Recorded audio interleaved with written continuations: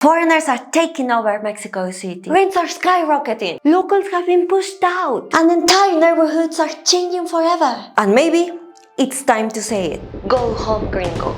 That's exactly what I hear when I release certain type of videos. People writing in the comments telling foreigners to leave Mexico and telling me that I'm perpetrating gentrification.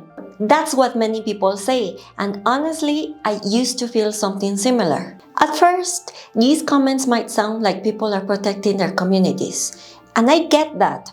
Protecting your home matters. But sometimes it's more complicated. Sometimes the anger isn't about policies or housing. It's about something deeper. So let's talk about what life is really like without foreigners or gentrification and why blaming the gringos isn't the real solution. But wait, before you start hating me or something similar, stay until the end of this video. I might change your opinion. But before we get into that, let's rewind a bit. Because I'm Mexican and I've lived through this. 10 years ago, life in Mexico City felt different. I could rent an apartment for 9,000 pesos a month, obviously sharing it. I knew people earning 15,000 pesos per month or about $750, and they would still live more or less comfortable, not very close to their jobs. But it was possible to live in Mexico City. It wasn't perfect, but it was possible. And obviously, I'm talking about me. Then the pandemic hit, and all of a sudden, everything changed. A new kind of foreigner arrived. Not the long-term traveler who liked Mexico or the culture or the language. This time, it was foreigners with high salaries working online or retired people with the same purpose. They moved into the wealthiest, trendiest neighborhoods. You know, La Condesa, Roma, places that have always been expensive. But now, even more. And yes, inflation raised prices everywhere. But business owners started to realize that they had customers willing to pay double.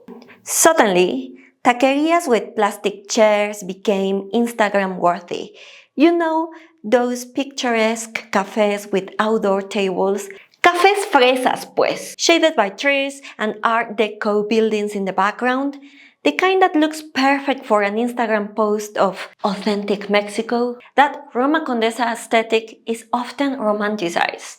And sure, it's beautiful, but it's also become a trend. One that overshadows the real, unfiltered Mexico that locals know. And with all this, the word gentrification started to show up in every conversation. And with that, came the blame. Long-term residents moving out, long-term Mexican businesses too. And for many, the villain was clear. The gringo. But be ready with what I'm going to say because part of that frustration comes from a real disconnect. Some foreigners just don't get it. They see Mexico as cheap without understanding that what it feels affordable to them, it's our normal or sometimes even our expensive. But wait, I'm not playing the victim here.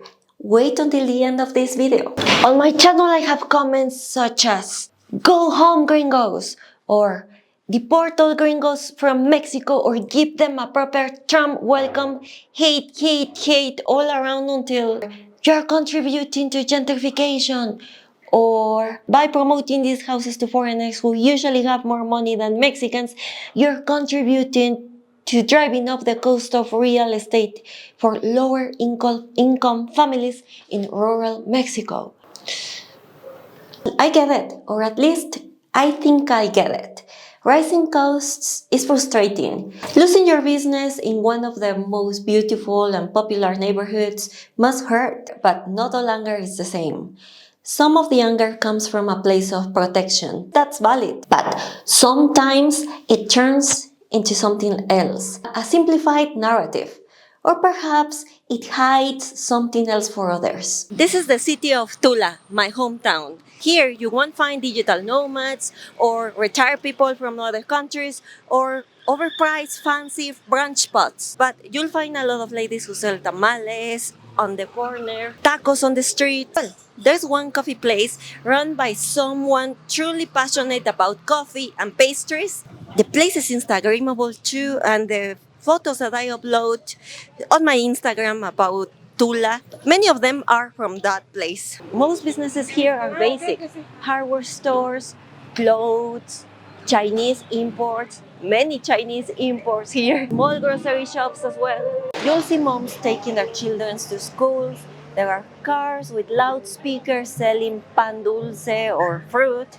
Many loudspeakers. No one speaks English. There's no menu in dollars. There's a lot of stray dogs on the streets, and there's also poop in some parts of the city. This isn't the authentic Mexico some people dream of. This is just Mexico, unfiltered. But here's the irony. If all of a sudden Tula had more visitors, more trendy cafes, or more money flowing in, people would say Tula is improving, Tula is growing. So what's the real problem?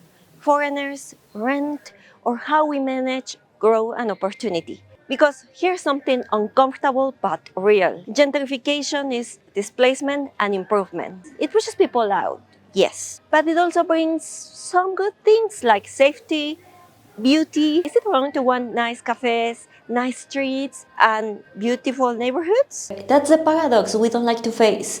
And perhaps you're one of those who say, it's not about gringos coming to Mexico and invest money or live in money. It's about Mexicans pushed out of their neighborhoods. And yes, displacement hurts. But no one, foreign or Mexican, wants to live in an unsafe, undeserved area. Even some Mexican graduates move out of their small towns looking for opportunities and growth, just like I did. I was dying of boredom when I was younger living in my hometown. And let's not talk about the kind of job I was looking for because I couldn't find it here. Everyone is looking for a better life.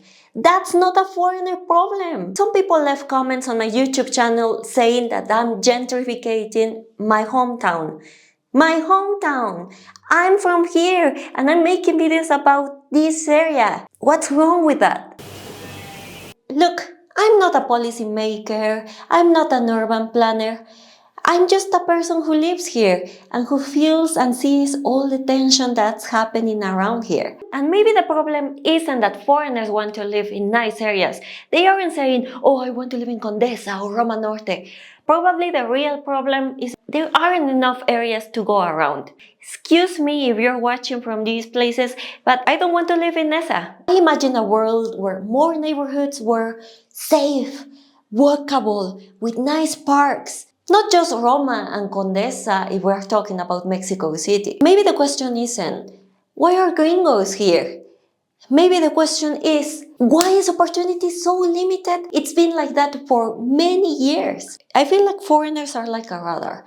They go to the places that are safe. If there are foreigners there, it means the place it's beautiful, safe, walkable. Another advantage that I will mention in this video is that foreigners are giving me job. First of all, I have this YouTube channel.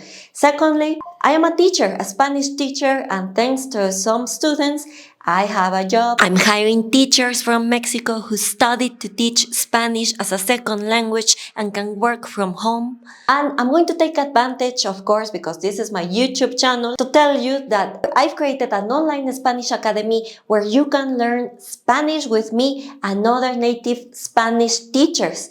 There are courses in groups, or if you prefer to take one-to-one lessons, all this so you can speak Spanish in Mexico or in Latin America. Check out my website, thriveinspanish.com, and I'm sure you won't regret it. Enjoy speaking Spanish. Let's be serious, guys. I'm not saying gentrification has no downsides. Of course, rising prices hurts. Losing your house hurts. Closing a business that you had for many years hurts. But telling the foreigners that aren't welcomed, it's not going to fix the problem. And let's be honest.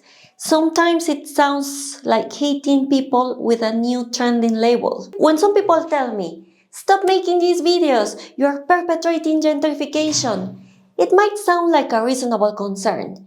But I feel that it's prejudice in disguise. We're not actually talking about, who knows, policies or solutions.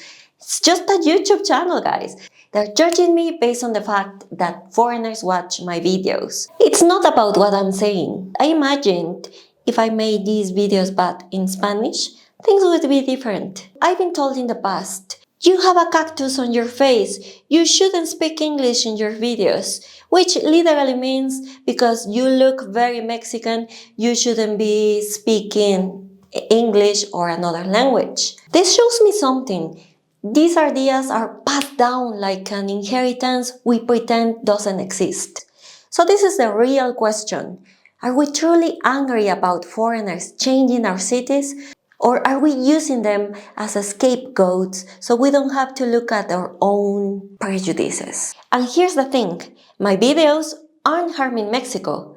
They're actually very helpful for people who are already looking for information about this country. I want them to understand Mexico better, so they're not confused if a price tag is in dollars or in pesos, if the rent seems cheap, or if they're paying double without realizing. Because, let's be real, many Mexicans are abusados, as we call them here in Mexico.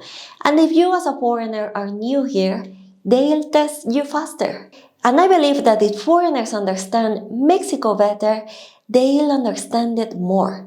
Because that's all that we Mexicans are looking for. Respect. If you came this far, thank you very much. I would love to hear what you think about this, whether you agree or not. So leave your comments below in my video. Let's have a real conversation, an open conversation about this topic. And if you want to know more about the real Mexico, with all its contradictions and beauty, you know where to find me. See you in the next video. Nos vemos!